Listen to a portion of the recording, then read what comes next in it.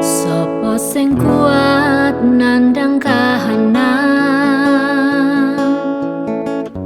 sopo sing ora krasa kelangan,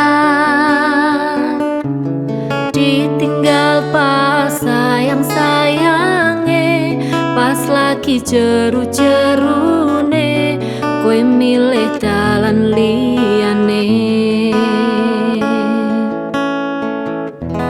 Sopo sing kuat ditinggal lunga,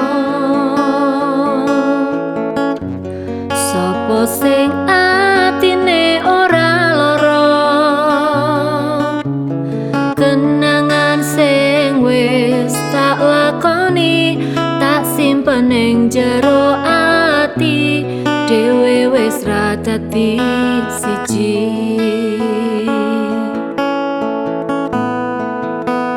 Yo wis ben tak lakoni nganti sakuat-kuate ati, pesanku mung siji sing ati-ati, iso ku mung mendem esuk tekan sonten, merga sadar diri kula dudu sinten-sinten.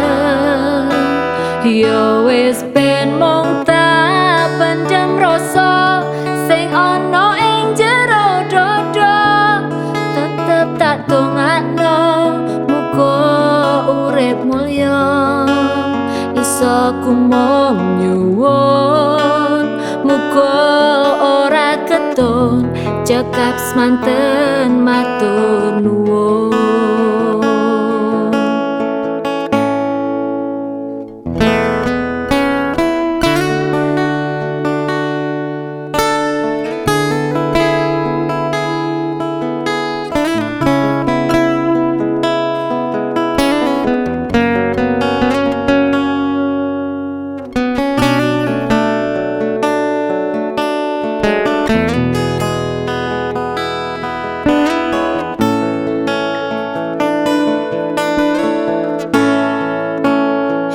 Wis ben tak lakoni nganti sakuat-kuate ati, pesanku mung siji sing ati-ati, iso ku mung mendem esuk tekan sonten, merga sadar diri kula dudu sinten-sinten.